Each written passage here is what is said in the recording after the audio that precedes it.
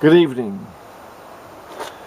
I want to bring, my name's Graham, and that's all you need to know, but I want to bring a series of talks about how never to get any older if you don't want to. And it's something about a battle with life itself. Whatever it throws at you, you have to sort of battle through it, otherwise it defeats you. You've got to try to outsmart your opponent, which is time. Time is your opponent. What you do with it, how you master time in your life, is how you live a long, prosperous life. And that is each to their own in that understanding of what life is for them. Because no one man has any right to tell another man, within reason, how life ought to be. Everyone can give an opinion on what life ought to be, but what is an actual fact within all of that miasma of ideas? Well, it gets down to culture and individuals and political correctness. But when it comes to getting older, so you've had your time on earth and you've done all you wanted to do, but you don't want to work anymore. You don't want to be in the slave trade anymore. You want out of that debt slave situation. If you can get out of the debt slave situation as soon as you can, and there's a little bit of debt's good. You need debt, as a percentage that you can handle what gives you after your rent, and it's good because you can acquire things and it keeps the economy going. So a little bit of debt's good. The most be able to measure what debt you can have is in most criteria for having a reasonable life. You've got $10 over at the end of the week, you're brilliant, you're on your way to work. If you've got $10 off, you're using a credit card and you're working for the cracking banks. It's that simple. So this is about not getting any older if you don't want to, because quite a long time ago I had a dream once. It was really strange. I had a dream about my grandfather. My grandfather was a brilliant sort of a man, and I was in this dream. I was walking somewhere deep into, I think it was Pakistan or right, the Hindu Kush, because that's where my grandfather was. And so I was in this dream, and it was clear blue sky, and I walked up this hill. It's all gravel. I've got the scree, small scree, and you walk up this hill and up, and I came along a shed and a lean-to, and somewhere they hang their leather bags, and a field, small grass lawn with two palm trees, a palm tree at either end, and an Indian man, cooking some chicken in the corner of this little lean-to thing. And I had a taste of it. It was gravy with curry and chicken anyway. But I went in over the lawn, there was a man there, and I looked at him, it's my grandfather, and I said, "Hello, Grandad. Are you alright?" He said, "Yeah, are you?" I said, "Yeah." I said, and he was lifting stones and making patterns with his stones in the lawn. I said, aren't you too old to do that, Grandad?" And he said, "Never get any old if you don't want to." And that was brilliant. And that was a sort of a jolt, if you like. And I thought, well, it's clever. Because my granddad got killed at 82 when he went off, he went on his push bike in a very steep where he lived in Newport, Harrogate. So that he ran with his push bike when it was posted his letter to my mother. So that was a bit of a sort of a sad case really. But he was a brilliant man. He died riding his bike rather than rotting away somewhere. True Viking, and that's how that is. True Viking. You go until you wipe you off your horse and butcher you. That's when you give up. When that's it. And that's how you take life on. It doesn't mean, I don't mean just a physical fight or fighting anyone who might. Well, if you can, because most of us aren't really into that physical fighting stuff. The fight for your life itself, the time of your life, how you want to use it. That's the biggest fight you have. Being creative for that ends is the way you live a long and creative life and fruitful life. And this is a philosophy of life, isn't it? So But when it comes to getting older as a physical idea, so the mental faculties break down and the body breaks down and you become no more than a lump of fucking meat on the lounge watching TV, smoking and drinking.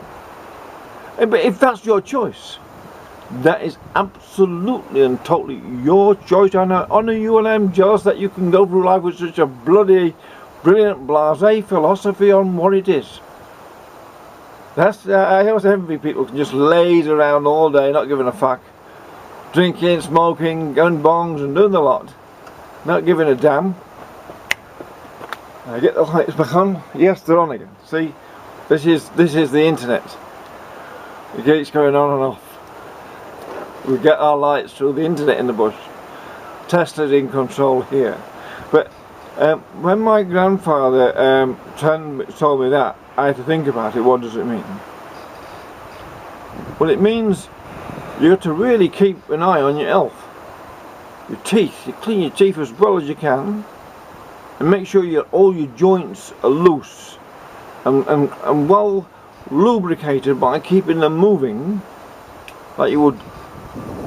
If you set a car too long and it didn't move, it would make sure that you have to change all the ball joints or something later, because there would have been pressure and gradually would have depleted the oil on one spot and maybe cause a slight more wear. It's suddenly out of balance when it starts up again. If you're sitting down too much and you're sitting in a car, sitting at work, that needs to be talked about by the people and the unions and the government dealing with sitting down. You've got to deal with sitting down. In children and adults and everyone, you have to deal with. Everyone wants to sit in arses and do fuck all, look at a little screen, and that's it these days. But I don't see how that's living. What did you do? I was 75. What do you do? I look to this little screen. Look, I'm looking. I think, why bother with an eye? You might as well be a fucking Cyclops if you're going to look at a little screen all your life. You know, let's mutate humans into a Cyclops, because you might as well. You only need one eye to look at one thing like that. That's it. It's not much of a narrow vision, really, isn't it, of the world. I saw the world through this little device. It taught me everything. Yeah, I know, I can tell. You can tell, right? But the idea of to keep young forever, or until at such stage you can't avoid when they come and take you away to the next realm. You can't avoid that. That comes, that's it, you've gone. Up there somewhere. It's somewhere. Over there. Wherever it is, you've dispersed. At that time, well, it happens to everyone. I had to avoid that one. Although the best thing to do is try to avoid it.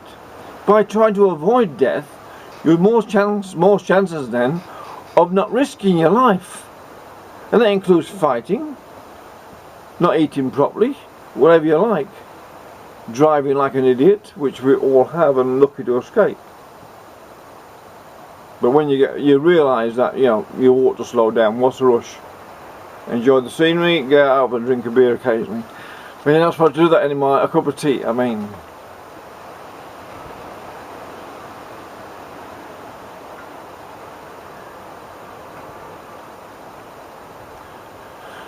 Stretching is the most important thing a person can do to keep alive and be able to keep mobile. And that's because, but I was unable to walk for a long time, and quite a considerable time, because an immense amount of pain. I had to recover from that, and because of that I had to learn how to get fit again. I totally lost all my muscle mass and felt as weak as piss, and was into that much opium. It's not funny. I had to go cold turkey 3 times, and I thought, well, I'll see what this is like. Cold turkey's got to be as good as drug, because it's something different, isn't it? Drug gets boring, and let's do cold turkey. Let's have a look at that one. And it's interesting, but it's only like the flu, so it's not a big deal. It's oh, can't go through cold turkey. I said, fuck off. Who gives a shit? Not my problem. Your problem. You can't go through cold turkey? Well, that's your problem. Not my problem. I don't have a problem. I can go through cold turkey. So it's not my problem, right? It's their problem. What's wrong with everyone? It's someone else's problem that I can't go through cold turkey. Really? How did that, the fuck did that come about, eh? It's your problem because I've got a problem. Who comes up with this shit? But that's all the goal these days. Political correctness says all the problems I have are all down to you over there, everyone else. All the problems gays have is down to all heterosexual men. That's the only problem they have with them. Are they sure that these homosexual men, are they sure that they're not the homophobics? Think about it. No, it's not the homophobics. They don't like men. They've got phobia about heterosexual men, lots of them. And they should sort of just sort themselves out in their head and just get on with life and not give a fuck. And then what? End of story. Who wants to know?